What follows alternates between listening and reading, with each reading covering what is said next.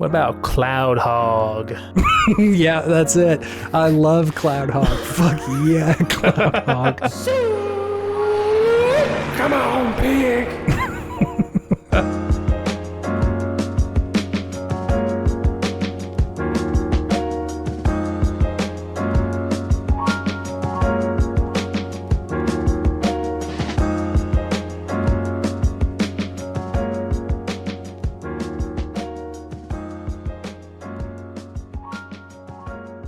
I returned to the West Coast, David.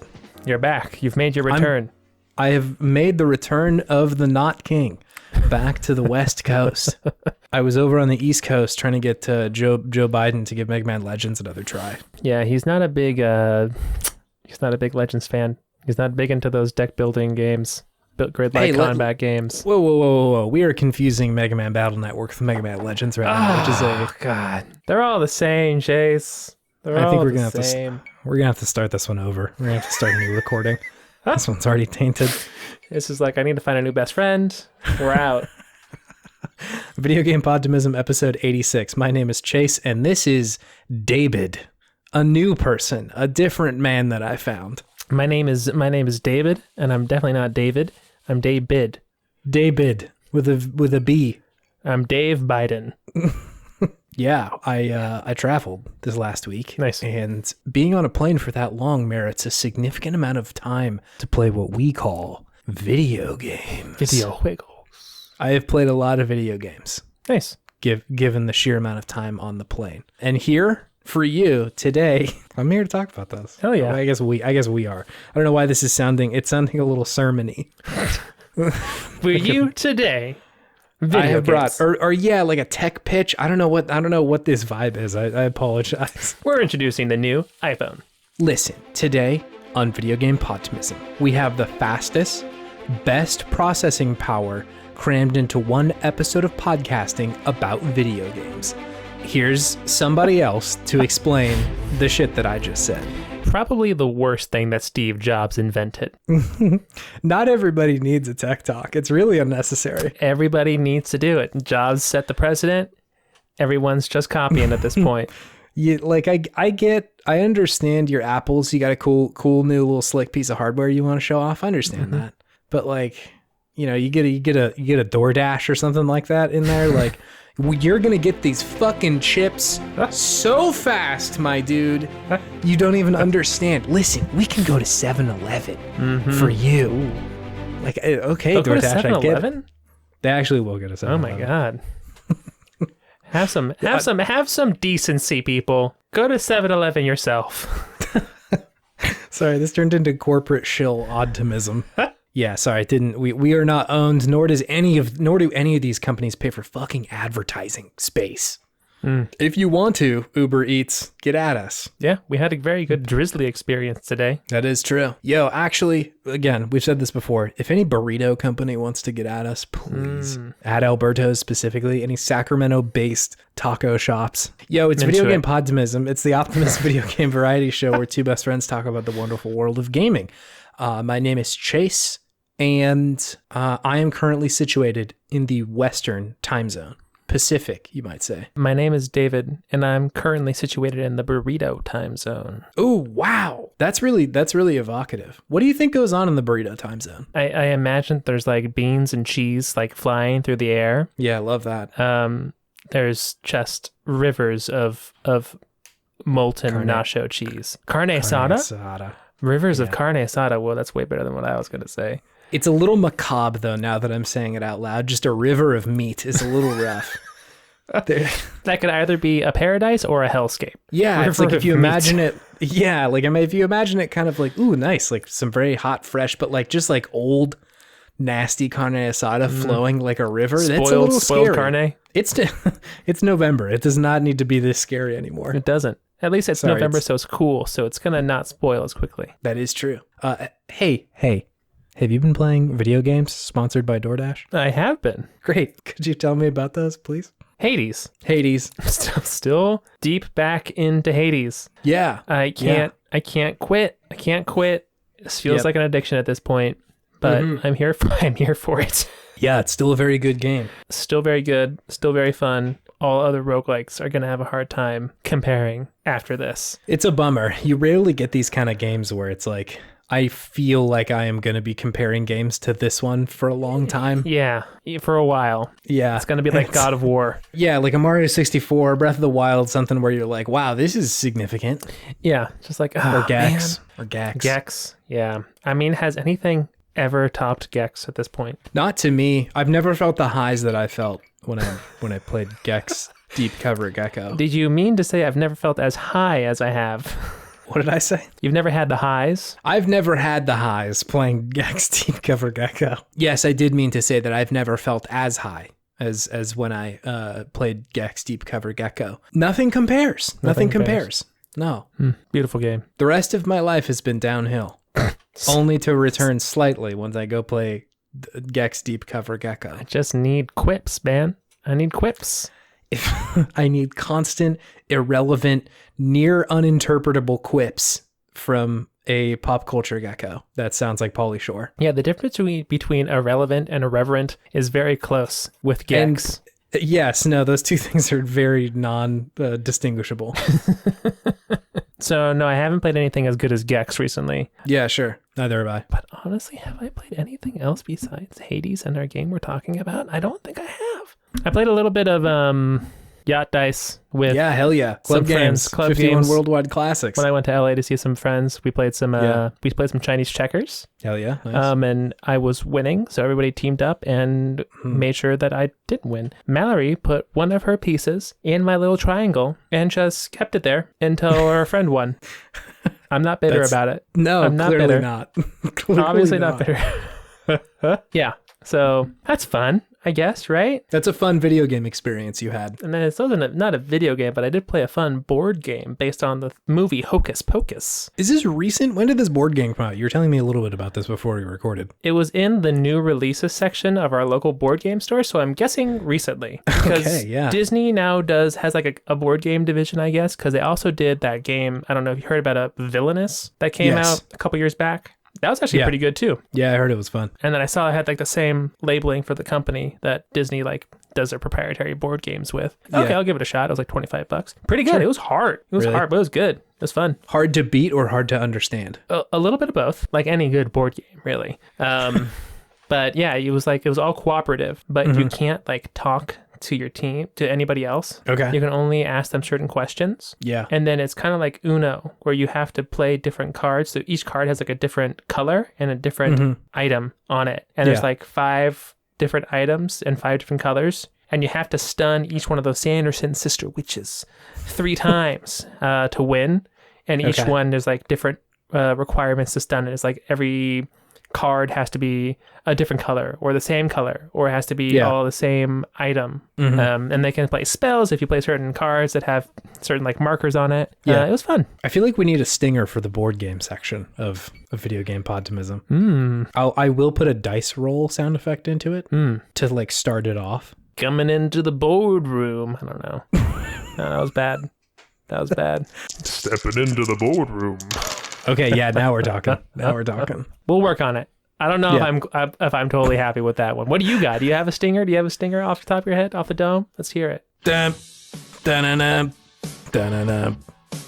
It's fucking board games. Dun, dun, dun, dun, dun, dun. Roll out dice and go ahead and play. Let's get physical. Oh yeah, that's much better than my as opposed to electronic, right? Yeah, no, I'm getting you. I get you. We should do a mashup of both of them. It should be dun dun dun dun dun dun dun. Let's get physical. Just really fuck with people. I'll see if I can get those in the same key. I've got some editing. We at least got the ball rolling, right? This may be a challenging auditory experience for the listener. Let's get physical, physical. Let's get physical, physical. Roll dice, have fun, go ahead and play. I know it doesn't sound pleasant to listen to. No, if what just came through your speakers was hard to listen to, I am sorry. This is what happens when you jam on stage. We're actually a jam podcast, which is a very confusing situation. I think jam podcasts are actually, at least our genre of it, I think it's an unperformable feat. Because the way that the way our jam podcast works is that we pitch some real nonsense. We put up like just an absolute brick of an idea, and then in post-production I smash together two horrible things, and then that makes the jam. It's like we've put a guitar solo on layaway. Like we thought up the idea for how to do it, and then a good hour later, of it. Yeah, 3 months later, we see if it's any good. No, I think you just have to, the editing process just has to happen on stage right there.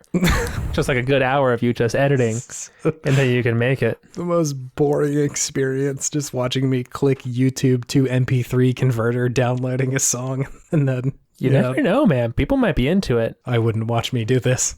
I can barely stand doing it. But would somebody else watch you do it? Like, comment, and subscribe if you would watch this terrible live show. Are those the only games you're playing? I played more Kingdom Hearts 3, actually. Yes. I did. Is there any updates on that one? It's still really frustrating when I die. Yes. The bosses are not designed well, I don't think. Especially the gummy ship bosses. Yeah. They just have so much health. They have so much health. And it's not even, I out loud, this is why I forgot I played this. I out loud said to myself when I was fighting one of these bosses in the gummy ship, this isn't fun. Oh no. I said that aloud. I was this isn't fun. I was like, it was a very profound moment of self-reflection. Somebody. Yeah. Of like, why am I playing a video game that I'm not enjoying playing?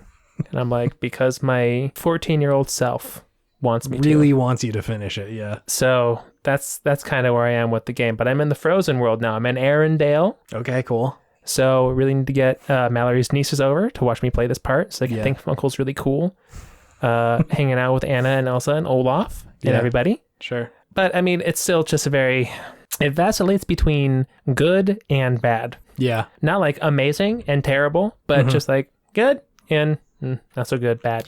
The highs are mid and the lows are mid as well. Yeah. It's not even like, if you're going to be bad, just be like stupendously bad, you know? Our AP English teacher always said, if you're going to write an essay and not make it an A, make it like the worst thing I've ever read, because at least then that's enjoyable. Or at least you're trying something different, I guess. At least you're trying something different. But yeah, that's not Kingdom Hearts 3. Anyways, that's all I've been playing. Cool. What have you been playing? Let me tell you about these video games, David. Let's hear it. They're electronic. You use a controller. So it's not like a board game that's physical. Not like a board game. Okay, so I've been playing mostly 4 video games. Mm-hmm. The first one is a video game by the name of Disco Elysium for the Nintendo Switch. Ooh, for the Switch. For the Switch. Did you ever play this game? I tried a while back. I've kind of fallen off of it myself. Sure. So I played it a little while ago, and I played it on the PC, I think around when it came out. Which has been like probably a year and a half or so. I feel like that might be wrong, but that's my gut sense of when that was.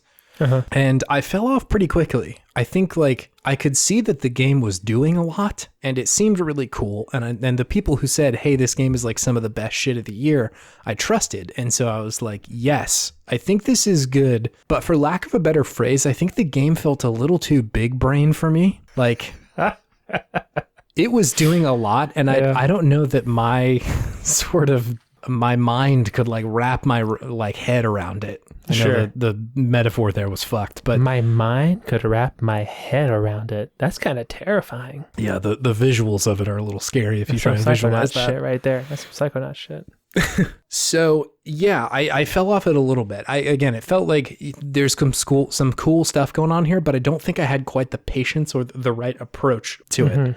I think I was also maybe trying to play a character that I could superimpose myself on, rather than what I think Disco Elysium wants you to do, which is pick a character and then just sort of explore how that character might see the world.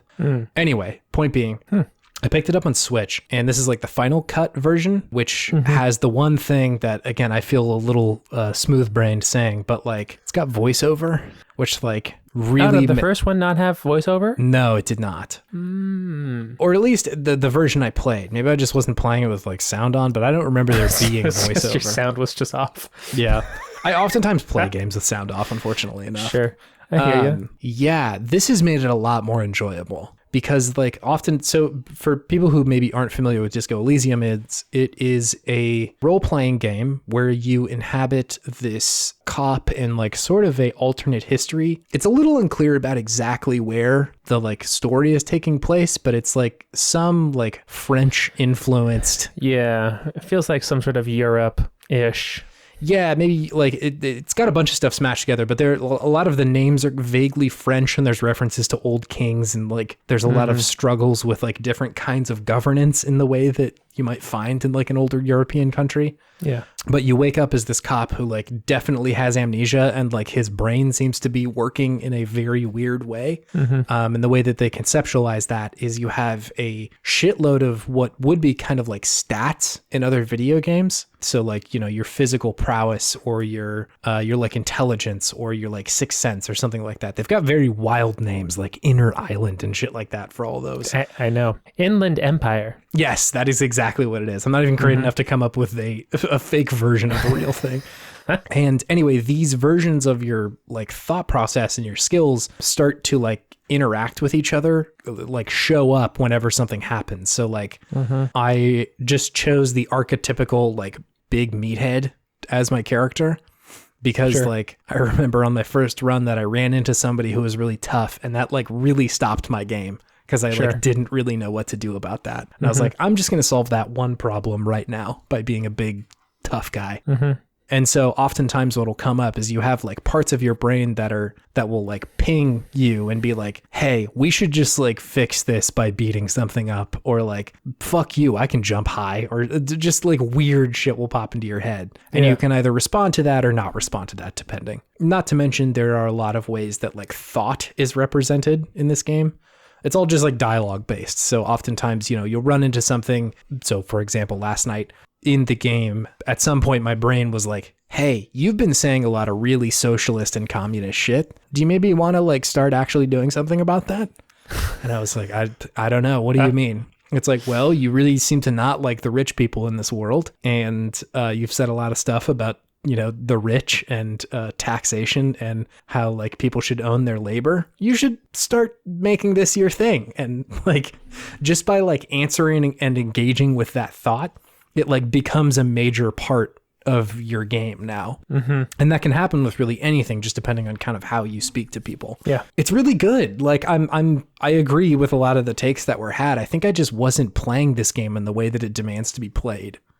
The first go round, I mean. I think I was approaching it much more like a fantasy game where I wanted to like quickly solve the problems, and I was kind of expecting combat to be a thing that was like going to pop up at some point. Yeah. Or I was like hoping that it would be the kind of moral dilemmas that oftentimes pop up in games like Wasteland comes to mind, or Divinity, where it's like a skill check essentially for like, can I get the good thing? Yeah. But that's not really what this is. No, the game operates on a very different level. And it's just really enjoyable. I think when you were talking about it, you describing it as reading a book felt, it sort of let me take the reins off a little bit and enjoy it a lot more, because it does feel like that. It feels like I'm being told a story, and I'm sort of choosing when and where to interact with shit rather than like being a direct influence of me, myself, the human Chase, interacting with this game, rather than exploring like, who is this person that I'm playing as? What would they do here? How are they thinking about this, and all that sort of stuff? Yeah.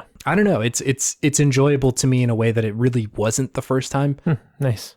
I think I was very overwhelmed too. There's a lot of systems at play here. There's a lot going on. Yeah, and you kind of need to treat it with a certain amount of like openness to be like, okay, I'm just gonna go with this. Like, and you have to let the game happen to you in a way. Yes, yeah. I think I'm always very concerned in games, and I think this might be a result of playing Mass Effect too much, is like, I am really looking for the optimal route, or the way to be like the good guy in a lot of RPGs. And I think Disco Elysium really upends that equation in a way that, for people like me who are kind of trying to min-max the morality system, it made me uncomfortable. Like, yeah, in a way where it was like, and for the better, right? Like it is making you essentially just face the consequences of whatever decision you make, good or bad.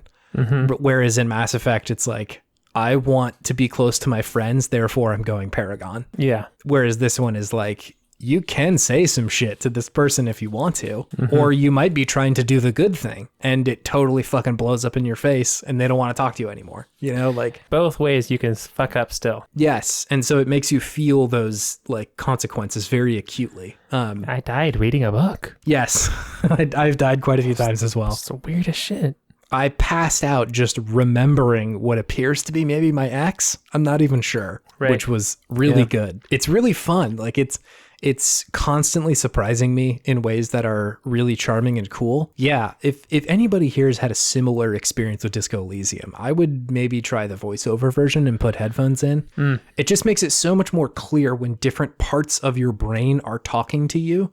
Like it's distinguishable what is happening. Whereas like I guess the way that I read, I'm just like running through it as fast as I can. And sometimes it takes me a second to like, okay, wait, who was that just said that? Was my partner? That's true. You definitely do play games as a speed reading contest, usually.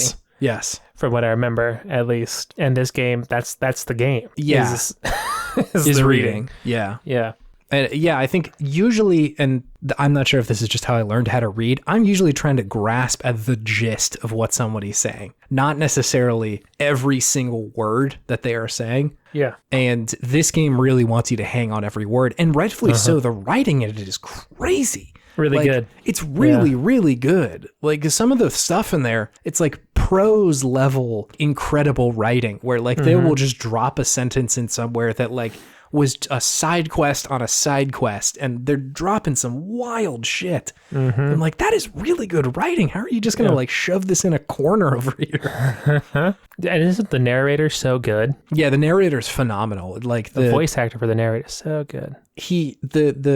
I'm not sure if it's the same guy for every like person who's playing, but the one that I'm playing it for the big like meathead dude, he's like, he does a really good job of sounding very smart, but also saying really dumb shit sometimes.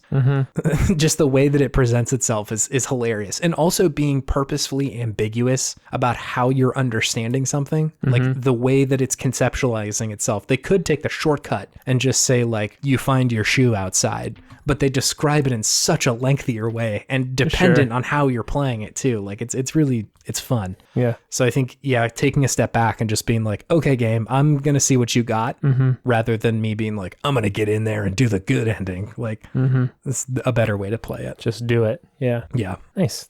Yeah. It's a good game. I'm going to keep playing it. It's very good before bed. Like It is. It's Yeah. good because it's a wind down. yes, You absolutely. know? Maybe I'm gonna go play it tonight. It's still Inspired good. me. It's still good. My character, I tried to base mine off of Monk. Did you ever watch that show? I did. Yeah. That's who I was going for. Highly Nice. neurotic and highly smart. Yes. That makes sense. The little weak boy.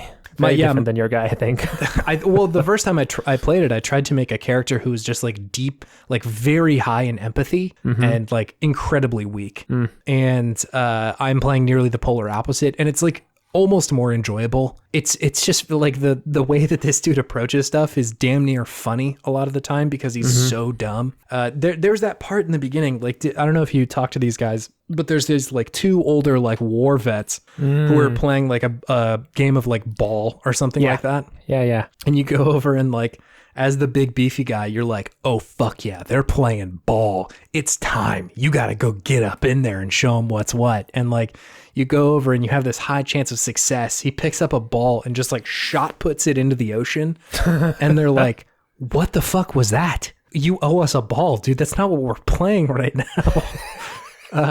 It's incredible. Like incredible that it seems right in the moment because it's your meathead part of your brain talking to you, but like immediately afterwards you're like, yeah, I really rushed into that, didn't I? It's incredible. Yeah, it's great. It's really fun. Anyway, the next game that I've been playing, it's this game called Mario 64. Excuse me. So this is the emulator. This is the new Mario game for the makers of Super Mario World for the Super NES. The big twist on this one is that it is in 3 dimensions, David. Whoa. It's pretty wild. I don't even know what that's got to look like. I don't either. We've always just been going left to right. But anyway, you start off as Mario, and there's this like shell dude who comes up and is like, hey, I got a camera. I'm going to follow you around. So it's like behind you. They're filming this like show, it looks like. And you have to go around to these like different places. You collect more stars, and then you eventually fight Bowser. Is he played by Jack Black? He is played by Jack Black. He doesn't have any voiced lines, but he is played by Jack Black. He stood in the studio quietly for a couple hours and recorded that sort of energy. Do you think they're gonna make do you think they're gonna make a movie tie-in game for the new Mario movie? And do you think that's gonna be all the characters, all the voices from the movie? Man, I hope so. Super Mario, the movie, the game. I'm into it. I want to beat up Jack Black as Bowser. Anyway, jokes aside, I'm playing Mario 64. It's still very good. How's the emulation? I've heard mixed things about it. It is it's mixed, I will say. Like it's not perfect. And I think that is a consequence of emulation getting very good over the past few years. And like I've seen people say like, hey, the Wii emulator was better than this. And I get that, but I think more than anything, people are seeing a lot of the quality of life improvements and honestly graphical improvements a lot of the time that the more modern emulation is bringing. It's not perfect. A lot of these games, there are points where they will crash. I haven't run into that, to be honest. Mm-hmm. The online system I've seen is pretty bunk, like incredibly laggy. I saw some people trying to play Mario Kart, and that didn't look like it was working so good. Oh, no. Yeah. To back up just a second for people who might not know what we're talking about, the Switch recently released a emulator for the N64 and like released a handful of N64 games with it. And so some people have been playing those, and they also added a tie-in where you can play multiplayer with other people. The way that works is you essentially like boot into somebody's lobby, they pick what game to play, and then it will essentially function as if you are plugged into one of 4 controller slots. So like the person who's in charge will be in P1, and then you go and pick whatever game you want to play. And then when your cursor shows up, you can choose. And yeah, so I've seen that be laggy and not phenomenal. I tried some of the like Ocarina stuff, and I really didn't see the issues that people were running into. I think some folks were talking about like input lag being a problem. I didn't experience that. At least not in a way that was noticeable. Mm-hmm. I've seen like Twitter demonstrations of like, okay, here's me pressing back and here's how many frames it took for that to register. And like, I don't know if I just like adjusted to it quickly or what, but it didn't really bother me. Neither of us are professional Melee players. We're not counting frames over here. No, I don't know how to wave dash in Ocarina, so that's like not really a thing. That's really going to bother me. Link wave dashing on Ocarina would be something to look at, though. Something to see. Yeah. I am sort of straddling the line between these like two what feel like kind of extreme positions. I think I just see a lot of stuff like this, like people dunking on Nintendo on Twitter for this sort of stuff. And like on one hand, I really never want to be on that side of ravenous fans feeling very entitled to a certain experience, not getting that experience, and then being pissed for their own expectations being not met. Mm-hmm. And so I don't want to join that. However, I do think there is also interesting conversations around like how games should be preserved and how easily it should be to play a game. And so it's a bummer that they're making you pay for this, because I've paid for Ocarina how many fucking times, you know, like I bought it on Wii, I bought it on DS, I bought it on Nintendo 64. Right. I don't remember if I bought it on Wii U, but I'm sure I did if it was there.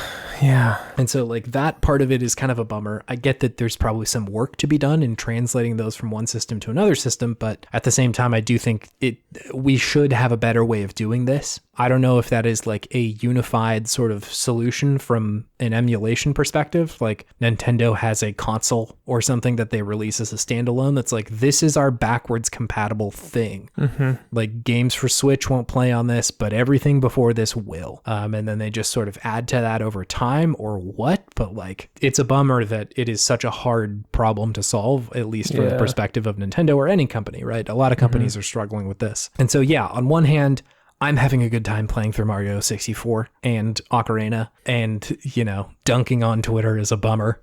Sure is, yeah. On the other hand, I sort of understand, like, somebody being like, I think we have done this better before, and I wish it was better now. So, yeah. Anyway, I hear Yoshi's in this game if you get all the stars, so I'm going to unlock Yoshi. Hey, get him, baby. Get him. Get that brooch. I'm also playing Voice of Cards, The Isle Dragon Roars. Is this a deck building roguelike? This is, despite its name, not a deck building roguelike. No, really? I know. It's not. Are you for real? It's shocking given the name. I thought that guess was a slam dunk. You're close. The game's presentation is represented in cards, but the mechanics are very much not cards. Okay. So this is a new game that has come out recently. It's a Yoko Taro game. which is Now you have my interest. yes, no, that was, I saw the previews for it and I was like, okay, that's cool. And then they're like, also Yoko Taro's here. And I'm like, okay, now we're talking. Here we go. Now this is a video game I want to play.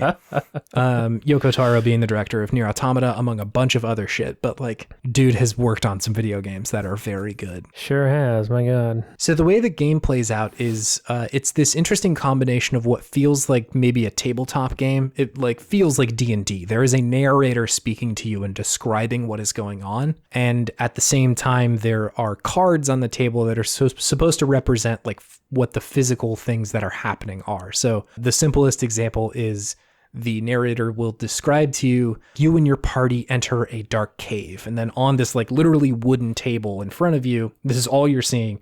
There are 6 cards. The middle 3 look like a cave. Like they're just repeating cards, and on the outside there's like some stone, right? Mm-hmm. Just to represent like this is what you would be seeing if you were in there. Okay. And some of them are turned face up and face down, and so the way that you will explore this place is to move a little like token, I guess. It just looks like a pawn or something like that from chess across the board, and it will reveal other shit on the board itself. It's a pretty like, so far as I've played it, fairly like linear game. Like it's linear and straightforward. You are a party that is tasked with killing a dragon that has been like marauding the town. Ooh. The way that the combat plays out is that it's like it feels something closer to like a Final Fantasy. You are dealt cards in the fight, but like not in the way that Slay the Spire works. You are dealt cards to essentially represent the kind of things you can do as a given character, like attack, or here's your magic attack. And once you're done with their turn, you put those down, you pick up the next like series of cards for the next character. So it ends up playing like a lot more traditional of an RPG. Mm-hmm. It is very fun. And it is a cool experiment so far. Like the idea that you would be trying to digitize a tabletop experience a little bit is interesting, rather than just trying to be like, something like Gloomhaven or something where it's like a very deep, dense mechanical RPG, and trying to like convert that into a digital experience where it's like closer to like Divinity. You're playing something a lot closer to D&D, where somebody is literally just explaining to you what is happening, doing all the voices for the different characters, and like all that sort of stuff that comes along with that. And then is it Yoko Taro doing the voices? I wish it was, but it's not.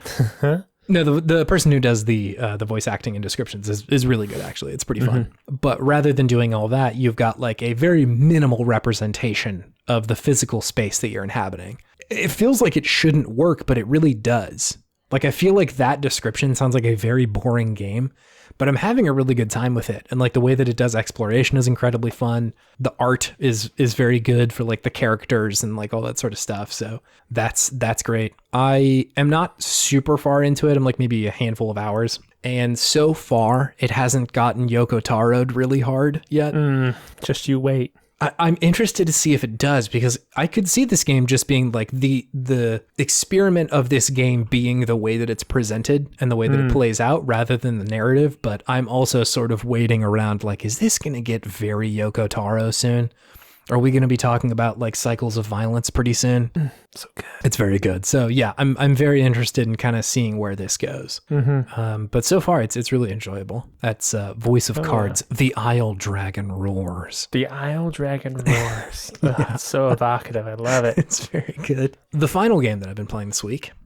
It is Mario Party Superstars, David. Oh, please tell me it's good. I am here to tell you that this game is good, David. Yes. Quite a relief. Quite a relief. You and I are big fans of the Mario parties. Except for Donkey Kong. Except for, well, I have a different opinion about the man. Except for Donkey Kong Chase. So Mario Party Superstars. Super Party Mario Stars. Super Party, that is what I was going to say. Yeah, quite literally. This game is a collection of Mario Party. It's like a best of for sort of the more classic Mario Party games. So it contains game boards from Mario Party 1 through 3. Not all of them, but some of them. And it has mini games from like most of the Mario Party games. The mini games are incredibly fun. They're like, it says when you're in the practice round, like which game it's from, which is always incredible. Like some of them you're like, holy shit, I have played this one a million times. Or, you know, this one's from like Mario Party 10 and I did not play this one. Yeah. Anyway, so essentially the way for somebody who maybe hasn't played a Mario Party game before, it functions very much like a board game where you're going around a board, you're rolling dice and you're landing on specific spaces that will either help you or hurt you. And then you're trying to buy stars that cost 20 coins. And 20. That's It always should be 20, Nintendo. It always should be 20. I think that's correct. It does feel about right. And that's pretty much the game. Oh, also, once everybody has gone through their turn once, it boots into a mini game and then you can get some more coins. Yeah. A tried and true formula at this point. Like the Mario Party games are quite old. I think the first one came out in like 96 or 97, something like that. What they've done in this game is they've upped the visuals quite a bit. Like it looks very good. And they've made a few like couple of minor like UX tweaks here and there. Like I've noticed things that I'm like, I don't think that's how that worked in the first one, but I'm glad that this is different now. Sure. Like for example, they for one, there's like this mini game where you're supposed to be pumping up a big balloon of Bowser. I know the one. You know the one, and the way that the game works is that you're supposed to pull the plunger all the way up and then push all the way down. However, in the original Mario Party, it didn't really give you an indication that that's like the best way to do it, or when the top or bottom of that was. In the new one, and this is just an example, they've added like a gauge right in front of you that like starts at the bottom, and then when you pull up on the plunger, it starts to increase and then hits a limit, and you're like, okay, now I should push back down. And so things that just sort of like clarify what the game is. Another phenomenal change, I couldn't believe that they did this, was there's a mini game, I think it's a versus mini game, where I'm sure you know this one. There's a big like Bowser shaped bomb in the middle of the room, and you all have to take turns going up onto this little like pedestal and pushing down little plungers. And one of them blows up, the rest do not. And so if you hit one that doesn't blow up, your turn is over and the next person goes. It is Russian roulette is what's going on there. And they do such a good job of waiting. Like you like push down the plunger and it seems like there's a randomized amount of time between when you push it, it goes completely silent, and then like maybe like 2 to 6 seconds later, it will either say you didn't blow up or you did. And those are fairly inconsistent. So you're just waiting on fucking pins and needles like, oh my God, please don't be me. And the game is totally quiet. Everybody's waiting. It's very good. Not to mention, I did want to call this out. In that part of the game, when they're waiting to see what's happening, every character, when they go up there, after they push the plunger, they put their hands over their head like this. They pray. They pray, David. To their God, whoever it may be. That's what the dark implication was. These characters all A, believe in God, and B, apparently probably the same one if they're all doing sort of a similar gesture. Who's God in Mario Party? It's a very Judeo-Christian gesture, I would say. Who's Jesus? Who's God in Mario Party? I think that they've opened the door to a lot of lore that I don't know that they were expecting. Who would be God? That crazy dragon in Mario Odyssey? He could be a god. He looked like one. Sure did. That was crazy. That was crazy. Never thought I'd fight a dragon in Mario. No, here we me are. neither. Never thought I'd fight God in Mario, but here we are. Here we are. The secret level that you can unlock in Mario Party Superstars, kill God. Kill God. A big fucking Dark Souls health bar comes up at the bottom of the screen. Miyamoto. Playing. The creator. Miyamoto. Anyway, Mario Party Good is the moral of this story. Oh yeah. It's very fun. I have sort of mixed feelings about just remaking Mario Party games because I'm like, let's just keep making more Mario Party. I like new stuff. Yeah. And I, for one, liked the last game that they put out, Super Mario Party. I thought that there were like tweaks of it that I was like, I don't know if I love that or not, but like I think by and large it was a pretty straight down the middle Mario Party game that I thought was a good indication of where they would be going in the future. It also just only happened to have like 3 good maps, and there were only 3 maps, right? There were 4. One of them felt not good to play. Like it felt like a bucking of the trend of what was like Mario Party adjacent at all. Sure. And so like I liked that. I just thought that game was very small. So like I can see why people didn't love that, but I think the package that they've put together here is really quite good. And so like I really enjoy what they've done with it. If you have also played these Mario Party games, it's worth trying at least, because it is fun to try some of the older maps over again that don't fucking 720, not even 720, like 480p, like just terrible aspect ratios and resolutions and shit. So yeah, I don't know that I have a lot to say. Oh wait, no, I do have something to say.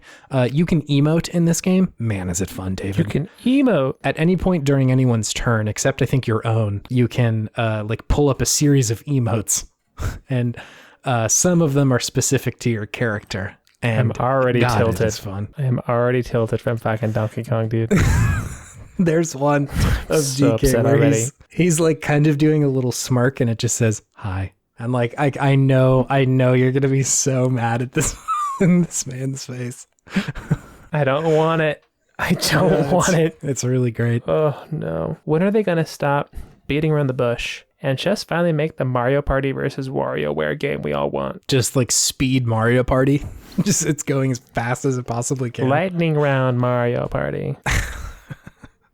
I'd be into Let's that. go. I Let's like go. the idea of speed running Mario Party. Like you have 1 second to do your turn or something like that. Yeah. Just go. Decide. Yeah. Anyway, David, all of this will bring me to my Podtimists thing of the week. Uh-huh. It is Tim Rogers' review of Cyberpunk 2077 for Action Button, his YouTube series. Oh, isn't it like 10 hours? This is a lengthy review of Cyberpunk 2077. It's long, David. What does he even talk about? What is there 10 hours of content of? Tim Rogers just goes fucking hard, man. The dude goes hard in every single direction. Like he pulls on literally every thread that he can find in any of these video games and chases it down to like the atomic level of the argument. Is this like a regular amount of time for him to do a game review? His Last of Us review, I think, was 4 hours. His Final Fantasy review was, I think, 5 hours. It's the dude reviews videos in a long format. Wow. Okay. What was his what judgment did he pass on the game? You should watch it, but I think the short answer is Cyberpunk 2077 gives us everything is a phrase that he kept using. Uh-huh. It is a good game for a game made out of mostly problems. I think is what he said. Damn. Like, again, you should watch it. The way he sort of like splits it up is you watch an introduction, which in itself is an hour long. I thought that was the review, honestly. And I got to the end and I was like, he doesn't really like come down one way or the other. And he's like, anyway, so the rest of the way this video is going to work is you pick 2 of the next 5 videos in this lineup to watch. You pick 2 of the next 5? The way that he wants you to watch this review, it's incredible. I like love this, is he has given an introduction and an outro. And then he says like an RPG, you are supposed to go and watch 2 of the next like 5 videos. And like one of them is like what he didn't like about it, what he did like about it. The graphics of the video game, the story of the video game, and all that sort of shit. And it sort of connects up at the end, like, you know, why it's structured in that way. And it's just a fascinating idea that I haven't really seen in a lot of other videos. Like, it's essentially just trying to get you to have a unique experience in the way that you're experiencing a game that itself is a unique experience. It's very meta. And yeah, I watched a lot of this on the plane, because I like momentarily subscribed to YouTube Premium to like download these offline videos.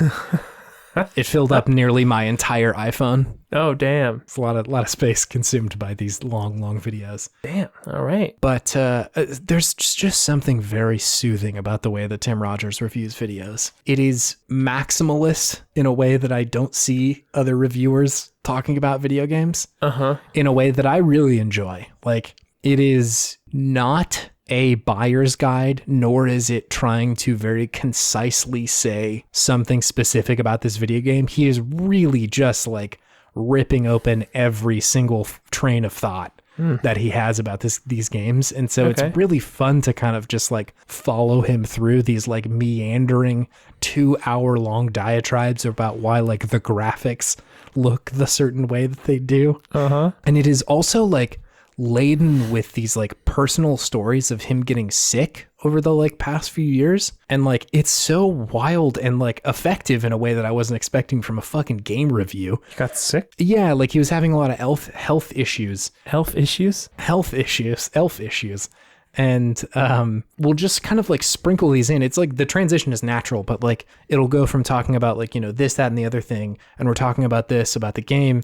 And then he's like, much, you know, and then we'll just launch into like him saying like, I am growing older and like these kind of games have grown up alongside me. These games are going through their midlife crisis in a way that I can understand as a person who is also going through their midlife crisis. Like, hanging on to the past in a way that may or may not be healthy, blah, blah, blah. And then just like cuts with the sound of the Doom shotgun blast into him doing like a backflip off of a jump or something like that. Like, what the fuck? It's wild. So I think he's doing something like truly special with these reviews. I don't think it's just like, this is a long review for the sake of a long review. I think there is a really solid and purposeful point that, if you care to watch them, is in there and really enjoyable. Okay. Yeah, that's definitely my Podtimistic thing. Plus, like, Jesus, dude, the amount of work that would go into making one of these videos is like astounding. I have no idea how a human does this. Damn. He sometimes references like, yeah, well, okay, so I played the game 4 times through. I played Cyberpunk for 300 hours. I then played all these other games to understand it. I read 300 books.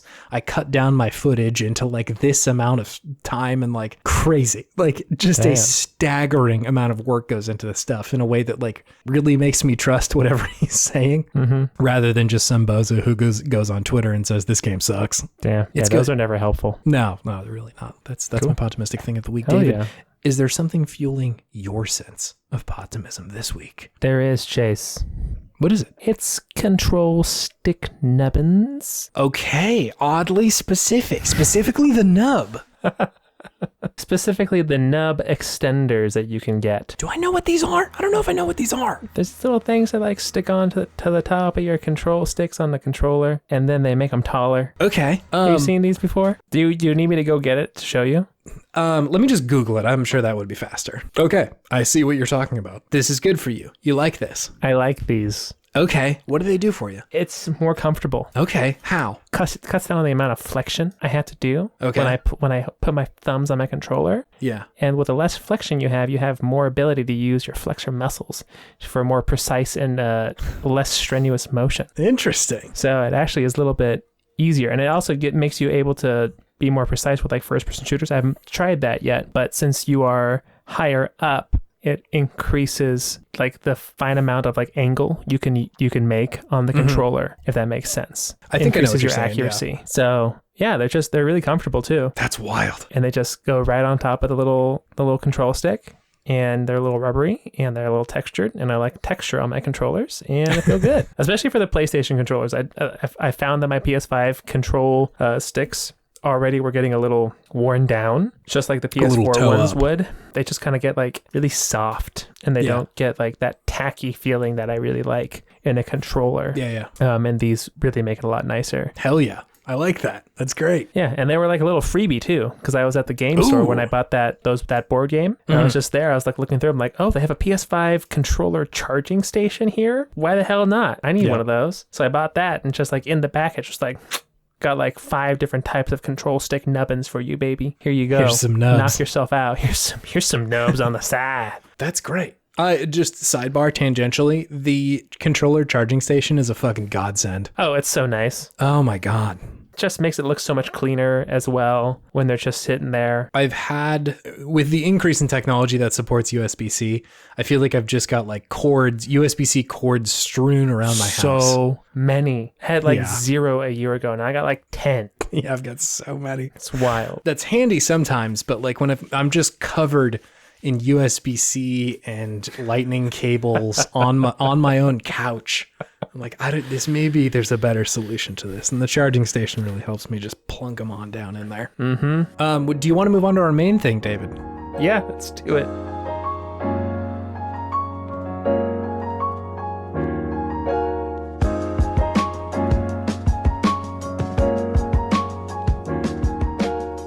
Hey, it's Good Games. Hey, We're back. We're back. And it is a non-spooky version Spooks are over. Wait until next year.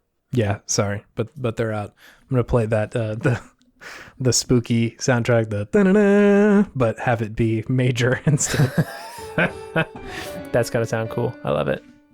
It's the first Jam podcast. So, yeah, we're doing Good Games, the segment where we talk about the okayest games of yesteryear and gush all the things that we love about them. And sometimes we do games that are pretty good.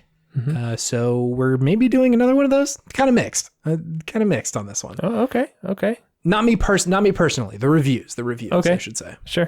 Yeah, we saw that this game came out on Game Pass a little while ago, so it just like made sense to talk about it because we could just play it so easily. Sure did. And I think both you and I had pretty positive memories about this one. Yeah, definitely. We're of course talking about Crimson Skies. Mm-hmm. What is the subtitle? High Road to Revenge. Yes, thank you. A very good subtitle. Apparently not memorable for me though. Top tier subtitle in my opinion. So yeah, why don't I hit you with a few hot stats before we get too far into this? Hot stats.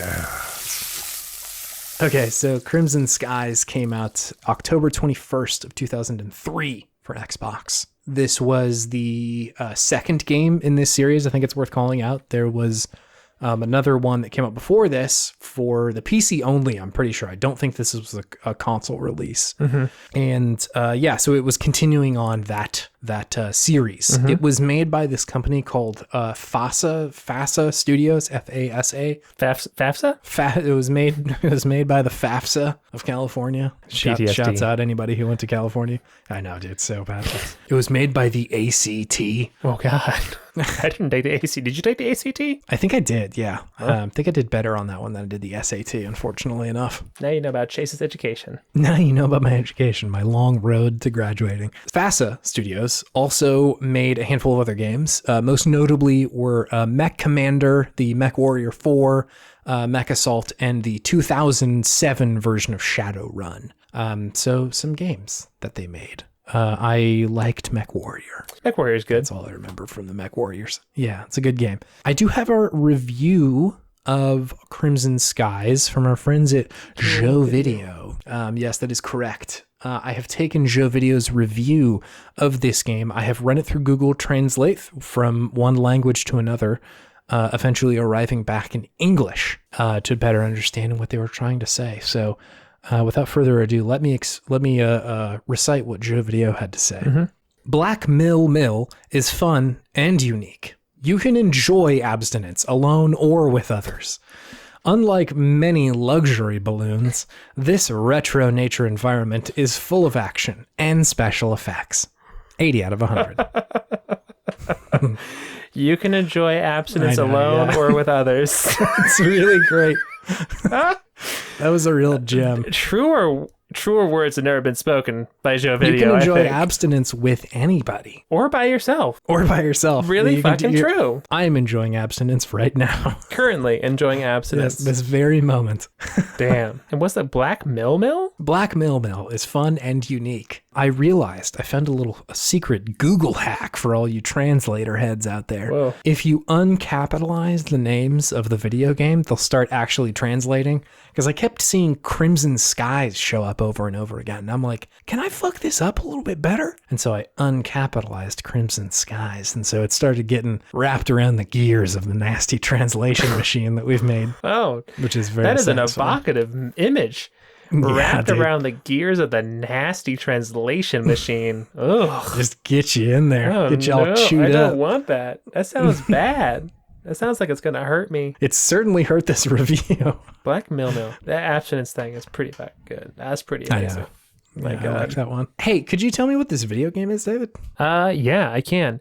You are Nathan Zachary, a man with two first names, a plane and a zeppelin. He is a plane pirate, sea pirate, air pirate, who, so it's set in an alternate reality of the 1930s where the transcontinental, no highways were ever built because there was a big war between the states, essentially. So instead of cars, people went to planes and zeppelins, which makes sense, I guess, in a way. A little, yeah. So you exist in this world where everyone flies planes and zeppelins. Yeah. The zeppelins are like big flying airplane hangars for gangs and bands of thieves. And you are Nathan Zachary, who is essentially like an amalgam, in my opinion, of like Sterling Archer and Nathan Drake in a way. He's very quippy. Very quippy. A handsome man. At the beginning of the game, he is in bed with a woman and then just leaves. It's just stupid. Like, this is so stupid. I swear to God, it's like how every game in the 2000s had to start was just this like tacit acknowledgement that like, listen, this guy fucks. You're playing a video game, but this guy fucks. We need you to know that. And like, no, he doesn't. You give me the description of this guy. No, he doesn't fucks. Russ Hanneman just worked at every single game studio back then. It's like, they gotta know this guy fucks. They gotta know this guy fucks. We need to communicate that to the people. It's a fantasy. We need to really lay down the fantasy. The level of fucking this guy does, a lot. And like, again, no, he doesn't. He's a sky pirate. He stinks. All he does is fight other people. He's killed people. A lot of people. He's kind of a himbo. He's pretty dumb. The beginning of the game is you wake up, you're hungover as hell, you don't remember what happened last night, and apparently you bet your plane and your Zeppelin to this Cajun guy, and he's taking his spoils, and you're just like, oh, sorry, I did that when I was drunk, so I'm just gonna like take everything back and start murdering your people, essentially, is the way that he solves his problem. Crazy. Which is great fun. Great fun, to be honest. It's awfully piratey. It's very piratey. So yeah, it's very like steampunk / air pirate America that you're in. And the main combat is arcade style dogfights in these. And a pretty cool looking plane. Interesting. Yeah, love the design of these planes. The design of the planes are pretty cool. Probably one of the better aspects of the game. Absolutely. And I really love the level design too, personally. You're kind of in these, there's like 4 different areas, I think, in the game. And each one is kind of like it is an open world, not a huge like open world area, but you can kind of like fly around and pick up different missions to do. It's like pretty seamless. You can like start a mission and it just immediately boots you into it. There's not like a loading screen or anything. It's just like, hey, here's the thing. Yeah, let's go do it. So yeah, I think that's pretty much the gist of the game. Is you are a sky pirate who is a Sterling Archer archetype kind of guy, and you go around shooting planes. Yeah, that's pretty much it. Like the game really relies on the like sense of fun that it is bringing to the table. Yeah. And I think it does the sense of fun really well. It is a quite a fun game. It is. I enjoy the feel of the planes. Yes. The number of things you can do in each level. There's pretty varied for an Xbox game, I thought. Pretty decent graphics and physics engine. Yep. For back then, and pretty impressive voice acting, in my opinion, even though the writing is pretty ridiculous at most points. But, you know, people didn't phone it in. People didn't phone it in. They were trying to be a character, and they stuck to it and did a decent job. Yeah, like the lines they're saying are pretty wild, but the way they're delivering them, I believe you that this is the person that like is saying this. Like when he talks to like that Albert Einstein analog, and he's just like spouting off all this like technology shit, and he's like, what the fuck are you even talking about? But sure, okay. Yeah, I think that's pretty much it. Like I think the game, I had this comparison in my head that like this game is to Forza Motorsport as what Forza Horizon, or no, sorry, this game is to Forza Horizon what like Forza Motorsport is to like Flight Sim. What the fuck am I talking about? This is to Forza Horizon as Forza Motorsport is to Microsoft Flight Simulator? I think that's it. Yes. Like Motorsport and Flight Sim are trying to be very accurate representations of what it is to pilot or drive. And Horizon and this game are being fun. Like loose. They're loose on how you control. Yeah. And yeah, it like really takes some liberties with like what it means to control this thing. Oh yeah. Which is so much for the better. I really like... There's a place for like accurate flight sim dogfights, but like if I'm a sky pirate and like the propeller is attached to the back of my plane and not the front, I don't really want to be like messing with the controls. Suspending disbelief. Yeah. So like I don't need it to feel perfect. I just need to be able to like get in dogfights, and it does that so well. Like, it does, yeah. It's really fun. I very much like the open sections of Star Fox, and it feels like a better version of a lot of those. Yeah. Like the sections where you can kind of just fly around in any direction. You're supposed to just like fight other people. Yeah.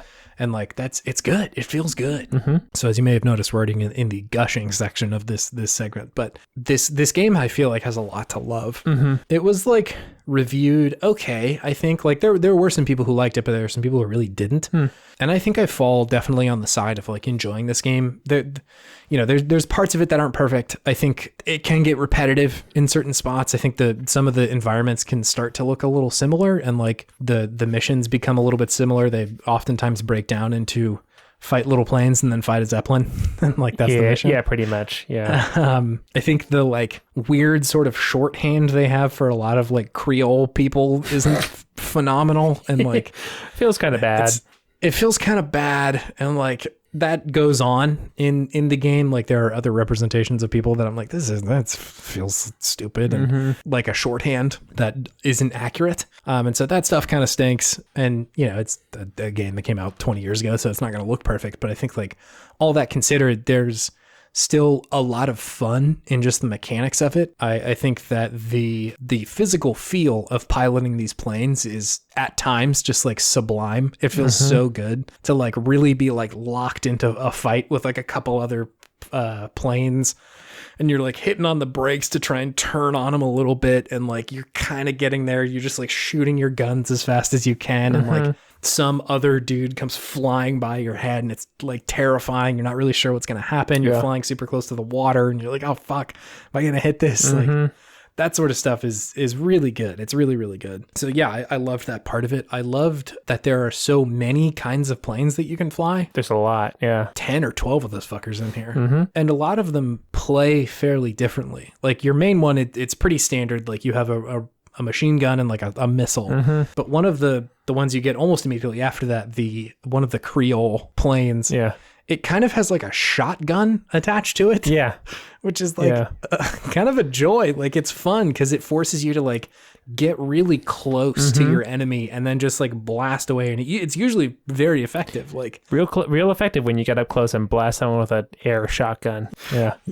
Yeah. And so like that, I think that part of it's like, it's just a joy. So yeah, I think that they really nailed the feel of it. I think that it's easy to want an arcade flying dogfighting game, but it's another thing to really hit the nail on the head with how it's supposed to feel. No, totally. I think they did a good job, and they did, even the AA guns were pretty fun because whenever you go into like an anti-aircraft gun, there's usually different turrets you can jump into. So you have to kind of think about like, okay, where are they coming from? What's going to be my best angle? And some of them are like machine guns. Some of them are more like larger round, slower shooting guns that just do more damage. So you have to pick and choose which ones to use. So that is an enjoyable little twist on just like an AA gun section to a game where you have to really kind of think about like where's the most advantageous gun and position to be in. Yeah, totally. Like I think the game at times gives you shortcuts. You don't necessarily have to know how to fly a plane. Yeah. But it does make you think in ways that are fun. It like presents you with a set of rules about how the game is going to work and then sort of throws shit at you. It's like, all right, figure this out. There's going to be some stuff in here that will be challenging for you. And I really appreciate that. I think it's great. I would love to talk about the like world building and the lore of this universe that they've created because it's really fucking fun. Chase told me he went down a rabbit hole with this on Wikipedia, so I'm really curious to hear what he found. Oh my god! So you are correct in that like the U.S. is essentially like a shattered nation. The what they had said in the wiki was that essentially after the Great Depression, states started like ignoring the federal government and just like essentially the country fell apart.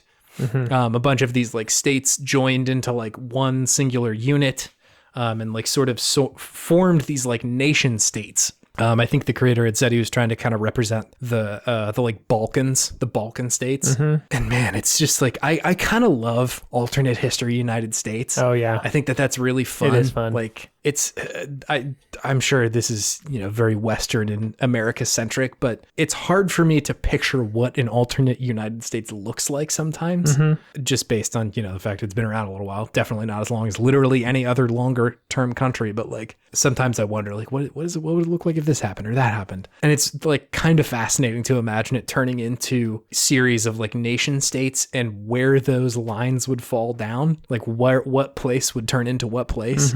About half of California is the nation of Hollywood in this game. I don't like that. Which I don't like it. It's so fun. They have these like combat like war dogs essentially called the Knights of Hollywood, and I think that is the coolest fucking thing. Knights of Hollywood. I love that. It's so cool.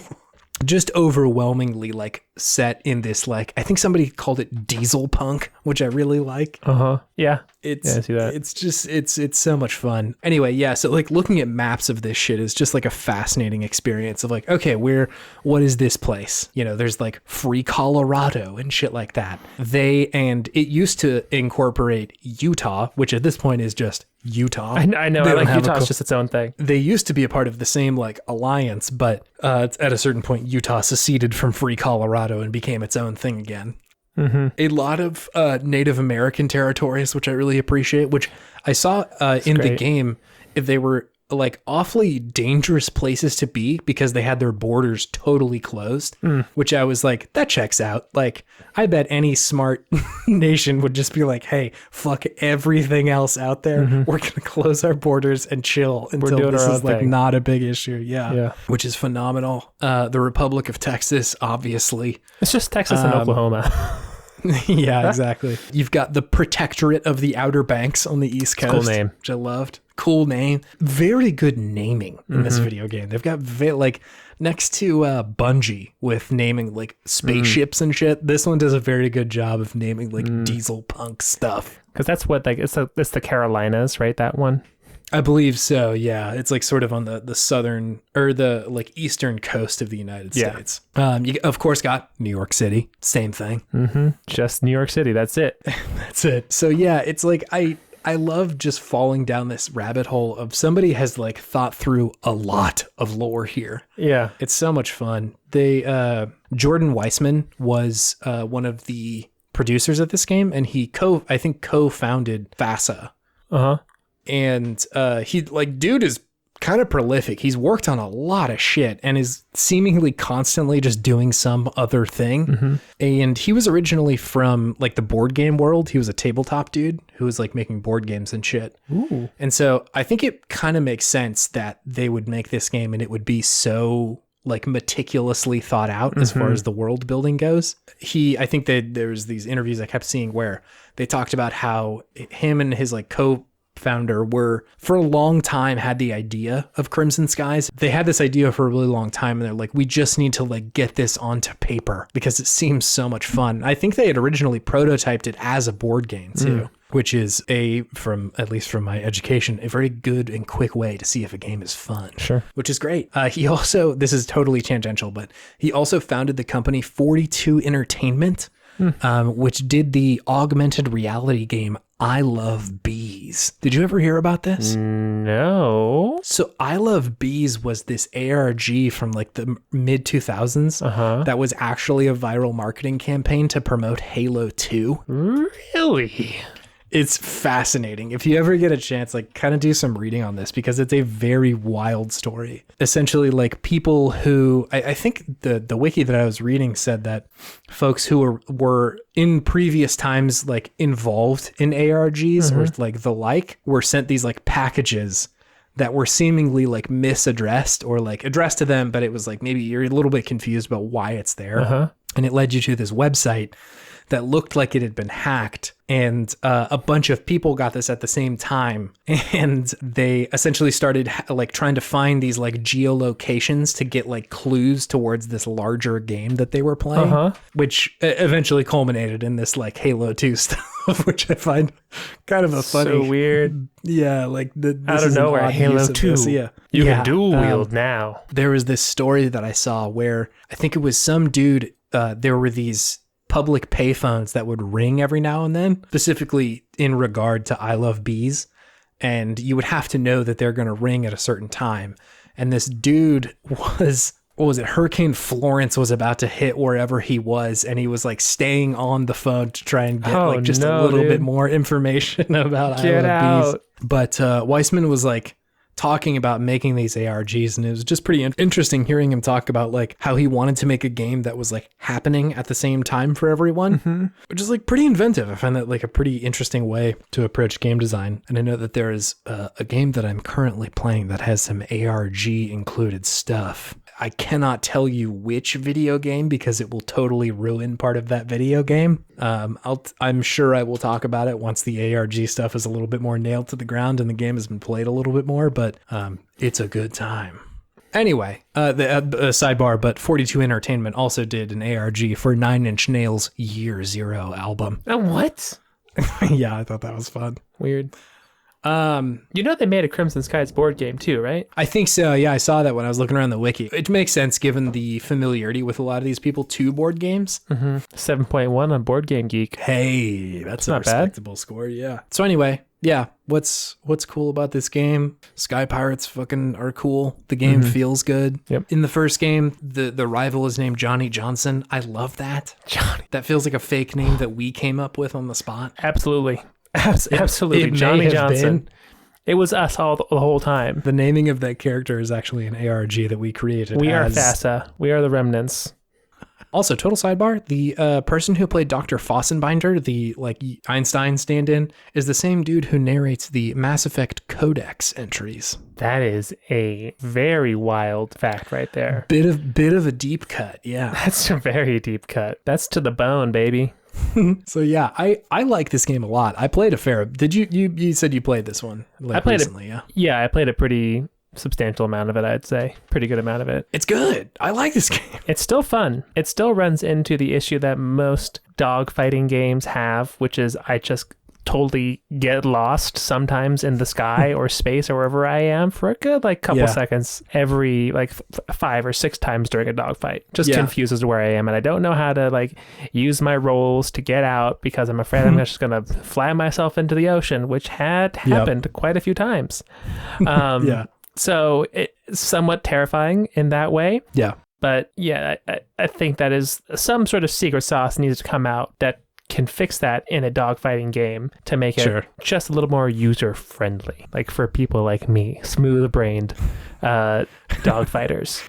Sure.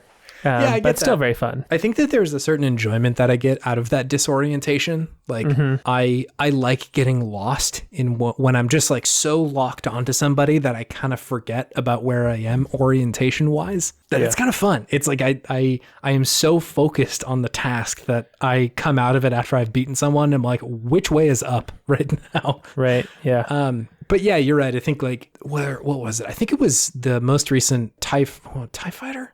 Star Wars Squadron. I think they had a really interesting take on the map where if you're in the cockpit or something, it would show you essentially a globe, which represented your positioning, and a ring around you to represent where an enemy was compared to you, right? So rather than a flat 2D map of showing you it is in front of you or behind you or beside you, it also showed you it's also above you or below you. Which I thought was a really cool way to do that. And I think you could totally do the same thing here for have that 3D representation of where you are, and then also have a flat plane of here's the ocean below you, or here's where we're considering up or whatever. Yeah, no, totally. It's fun. It's a good video game. I played a lot of it for reference. If you got Game Pass, you've never played this one, it's worth a look. Oh my God, yeah, totally. Another perfect Game Pass game. I wish all of game history was on Game Pass or some similar service, because I don't want to play this game for 12 hours. I don't want to play this to completion probably, because at a certain point it gets fairly repetitive, and I have had my fun with it after a handful of hours, but I feel like that's a really good way to experience game history.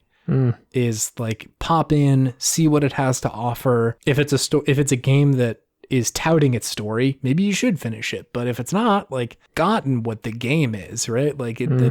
After a certain amount of time, and it's so much easier to enjoy what it has to offer when the game is free or included as part of some other broader package, rather than okay, I found a copy of Silent Hill 2 on eBay for $150. And I know, right? What happens if you don't like that? What happens if that sucks? You out 150. You out 150.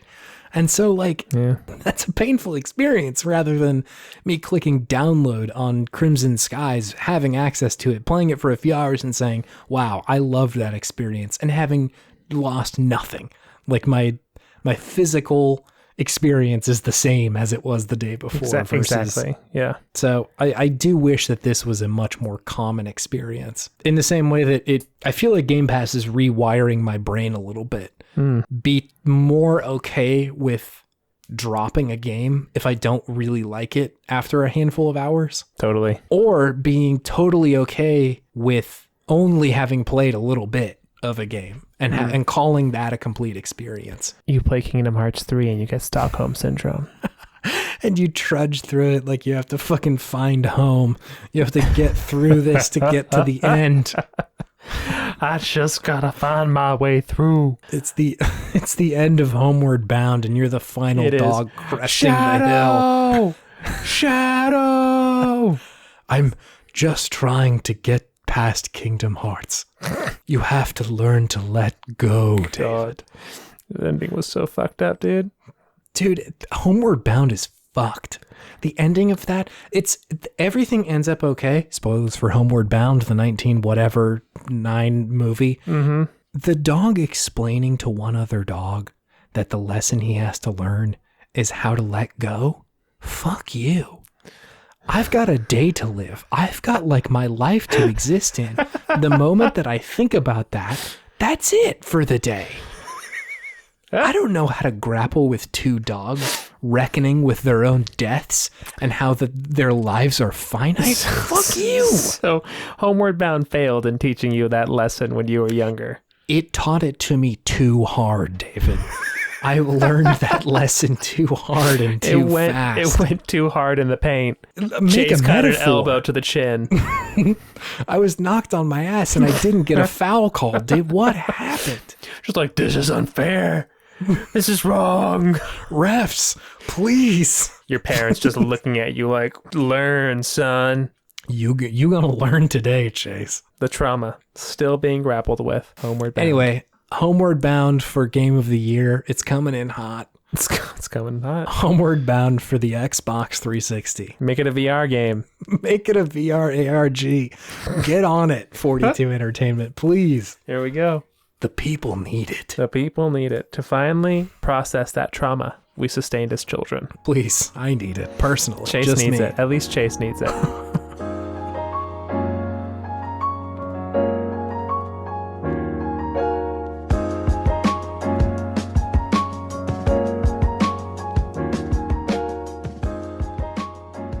Hey, everybody. Hey, We're on Twitter we're on Twitter. Yeah, that's true. at Podtimism. Yes. We're also reachable through Gmail Yes. at Podtimism. Yes. Podtimism@gmail.com. Podtimism@gmail.com. Email us. We Period. are also on the TikTok. Yes, that with is the true. kids. We're With in the there. kids. We're in there. They're sort of looking at us woefully and perhaps interested, but mostly just ignoring us, which More I just think like, is... you're a little past your prime. Are you good, old man? That's the vibe. That's the Mega vibe for Man sure. Legends was a good game. You're going to have to get past it one day, Chase. Yeah, I know. You're going to get past it. Anyways, we're on there. You can go watch our Yes. videos. We don't do any dances, but No, never say never. never say never. That is a thing. Next time David and I see each other, maybe we'll do a TikTok dance. We're going to make a dance to Simple and Clean. We're going Of to make all a the trend. things- We're going to make a Hey, trend. hey man, if Berries and Cream can come back, then I think Simple and Clean can. On Berries and TikTok. Cream is back? Berries and Cream is a big deal on Twitter maybe a month ago. It's probably not anymore, but about a month ago, it was a big deal. And it was spearheaded by none other than Justin McElroy, which I was pretty pleased about. Podcast's own Justin McElroy uploaded a video that was quite influential on TikTok. Wow. Okay. It's a big deal to probably him and I. All right, That's let's do it. Simple and clean. Yeah. Anyways, you can also write a review for us on Apple Podcasts. It really Yes. helps. It really helps. You can like, subscribe, whatever it is on your podcasting app of choice. See Yes. when we got new episodes up. You can also hear us tell you thank you. You can do that. You can accept our thanks You can do that. Yes. for being here and listening to us. Thank you deeply for listening to this podcast with your ears. Thank you, all of you who responded so kindly to our short stories episode. Yeah, thank you. It was great. We had a great time doing it. Maybe we'll do more. Maybe. Maybe. I'm not going to commit to that until we've put out another one. If the people demand it. If the people demand it, and also if it is sustainable in any way for us. Fair enough. So we will see. Yeah. But we will certainly continue putting out episodes, and we appreciate your continual listenership of this podcast. Totally. So, thanks. Yeah, Thanks. Thank you. It means a great deal to both of us. Chase, Yes? do you have any video game wisdom for the week? I think so. Let's hear it. If you're gonna be a sky pirate, if you absolutely have to be a sky pirate, it would certainly help to be a cool sky pirate. So here's what you do. I think you take all your normal clothes, you throw them in the dumpy. You In the get butt? in the dumpster. You get you some really stiff hair gel. Oh, you want putty. You want putty. You're going to take your hair and you're going to push it up so it's just as hard as a rock. It's coif. Like the kids do. Coif it. Coif it. You're going to buy yourself a leather jacket. Put that on. Bomber jack. Make sure that you get nice and hot in that thing. You know what's cool? Being hot. And I think you paint some very cool decals on your plane that say something like Mama's Boy. Or Mama's Boy. A or, bone hunter. Bone Hunter. I was kind of going one direction with it. I kind of like Bone Hunter. It's very Spider-Man 1. It's very Bonesaw. That's what I was going for, baby. Yeah. Where were you going with it? See, I was doing like the ironic thing about like what's cool. I don't think actually spiking her hair is cool anymore. Like, Is I bet the Mama's kids- Boy cool? No, Mama's Boy is very not cool. Mommy milkers? Oh, man, if you painted mommy milkers on the side of that's a statement. That's cursed. That's so cursed. That plane is going down immediately. Or at least it should. It should go down. God's going to strike it from the sky. Fly it straight into the ground. Bone Hunter. I'm returning to Bone Hunter. Bone Hunter will strike down any plane that says Yeah. Mommy Milkers on it. I'm hunting for some other plain decal names. Lightning Ass. How about that one? Lightning Ass. It's got the propeller on the back. It sort of makes sense, I think. Lightning Ass. What's the decal? Just a butt cheeks with lightning coming out of it? I think you just put the lightning on there. I think people will fill in the rest of the details, if I'm being honest. It's lightning, and then the picture is lightning, and then at the bottom it says, you know the rest. You know the rest. You know the rest. What about Cloudhog? Yeah, that's it. I love Cloudhog. Fuck yeah, Cloudhog. You smell that? And then just a pig call from the skies comes raining down. Come on, pig! Skyhog is really good. Cloudhog. Please. Either way. You can be a sky boar if you want. Oh man, these are all really good. Skyhog in the World of Yesterday is the movie. Is our movie. What even was that movie? I remember it, but I remember the name, but I can't remember who was in it or what it was about. Was it a kid's movie? No, this was a very mid 2000s movie. It was a diesel punk movie. Oh. Is what Wiki says. It's starring Jude Law. Jude Law. Yes, Absolutely. I remember now. That's my sky pirate name, Jude Law. My sky pirate name is definitely Sky Pig. I fly Cloud the Pig. wind chime. I fly the lightning oink. The lightning oink. The cloud oink. No, the Oink of the heavens. yeah, absolutely. God damn, that is cool. That's so fucking cool. Oink of the heavens. Anyway, see you next week. All right, see ya. Bye.